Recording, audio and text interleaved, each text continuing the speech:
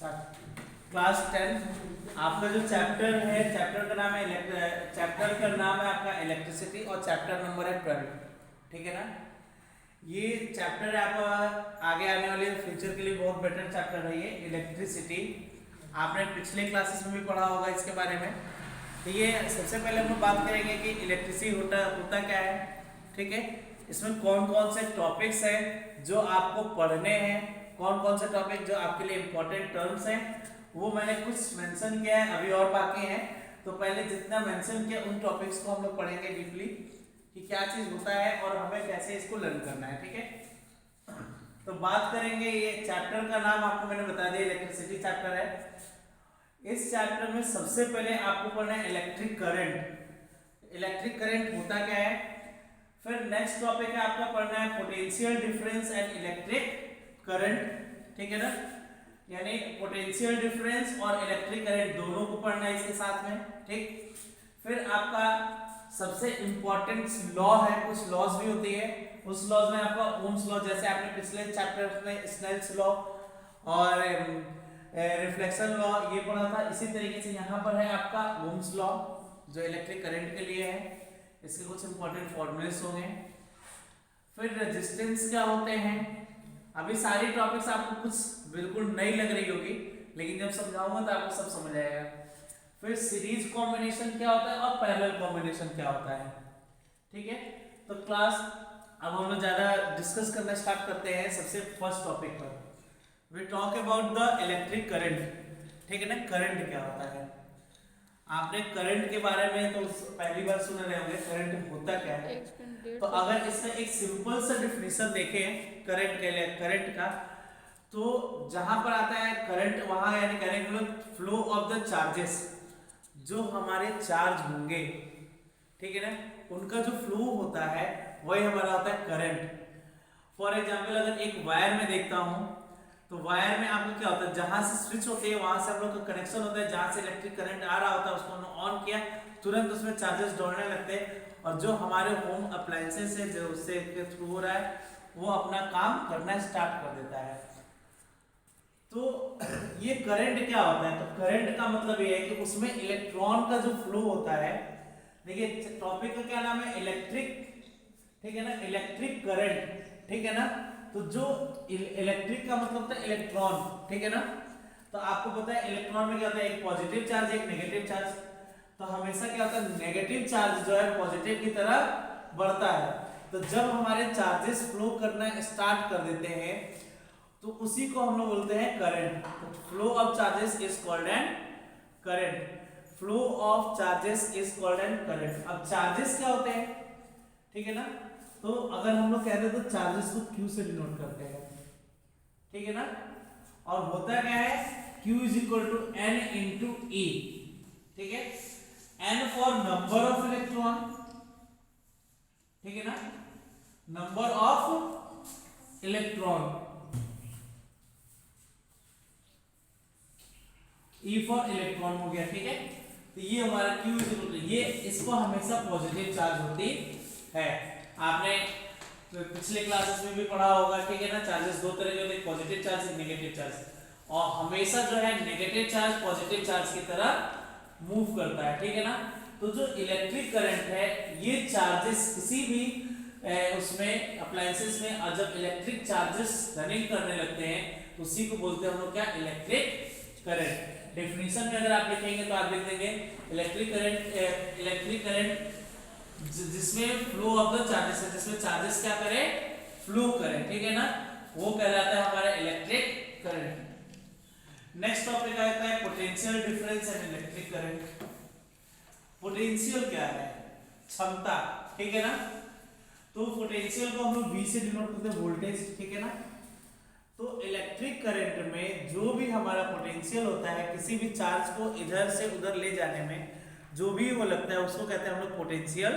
ठीक है ना, और इलेक्ट्रिक करंट को ले जाने में जितना भी एनर्जी का जो यूज होगा वो उसका क्या कहलाता है, पोटेंशियल कहलाता है। ठीक है ना, इलेक्ट्रिक करंट को मूव कराने में जो भी हमारी एनर्जी यूज होती है उसे हम लोग क्या बोलते हैं, पोटेंशियल बोलेंगे।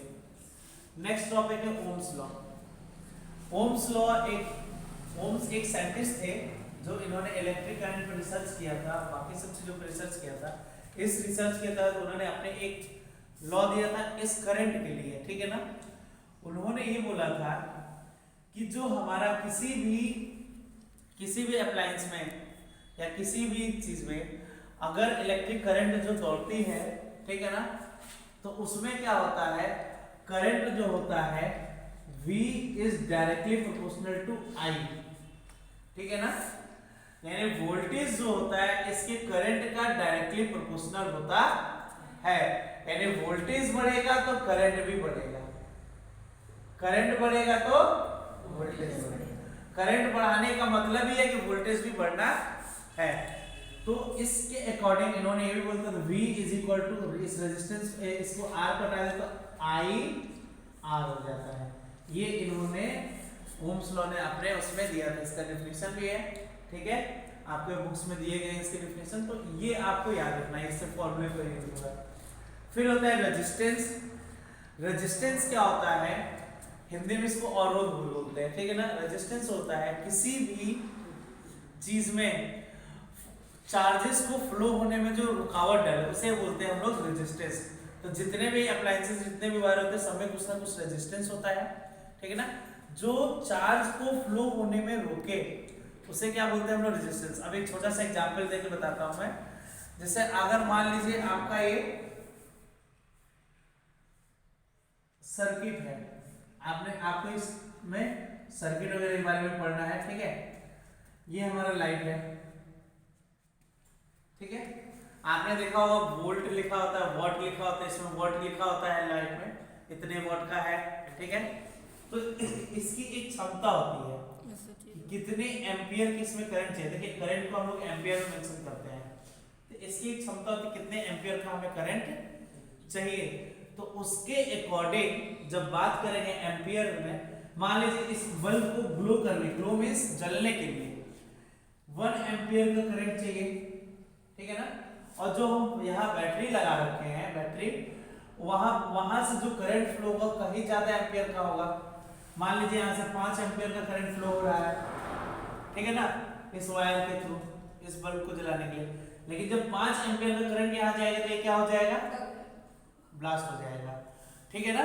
तो अब हमें क्या करना है, यहाँ पर कुछ ना कुछ चीजें, ऐसी चीज यूज करना होगा, अप्लाई करना होगा, जिससे क्या हो, हमें सिर्फ 5 एम्पियर की ही करंट लगाने पड़े, सॉरी 1 एम्पियर की ही करंट जा सके। तो उसके लिए हमें क्या करते हैं, ये जो वर्ड आप देख रहे हो रेजिस्टेंस, वो एक रेजिस्टेंस होता है, वो क्या करता है, वो इसका अलग अलग यूनिट होते हैं, ओम्स में होते हैं, ठीक है, एफिशिएंसी होती है।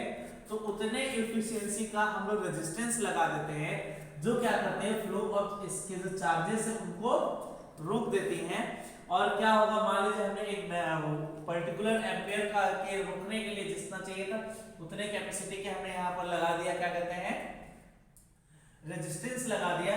तो क्या हो, यहाँ पर हमें उतना ही करंट मिलेगा जितना इस बल्ब को चाहिए। तो अब आपको रेजिस्टेंस वर्ड समझ आ गया होगा, ठीक है ना। इसका डेफिनेशन भी मैं आपको बता दूंगा, बुक्स में दिए गए हैं, लिख लीजिएगा। फिर नेक्स्ट टॉपिक आता है, अब हमने रेजिस्टेंस पढ़ लिया, रेजिस्टेंस को हम लोग R से डिनोट करते हैं। यहाँ ओम्स लॉ में R दिखाया था हमने, ये R ही होता है रेजिस्टेंस, ठीक है। नेक्स्ट टॉपिक अब आपका आता है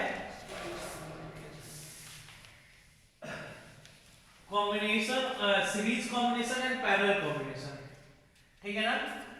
सीरीज कॉम्बिनेशन और पैरेलल कॉम्बिनेशन क्या होता है, देखिए जो रेजिस्टेंस होते हैं, अगर हमें इक्विवेलेंट रेजिस्टेंस निकालना है तो उसके लिए 2 तरह के कॉम्बिनेशन होते हैं, एक सीरीज कॉम्बिनेशन और एक पैरेलल कॉम्बिनेशन।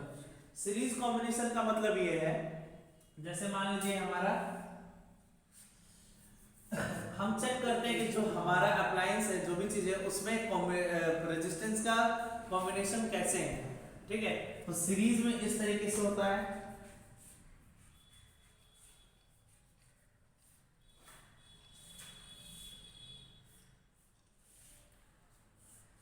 ठीक है ना। एक सीधी लाइन में कॉम्बिनेशन होगा, इसको R1 कह देंगे, इसको R2 कह देंगे, इसको R3 कह देंगे, और ये हमारा वोल्टेज होता है, ठीक है ना, समझ गए। और पैरेलल में क्या होता है, एक दूसरे के पैरेलल होते हैं,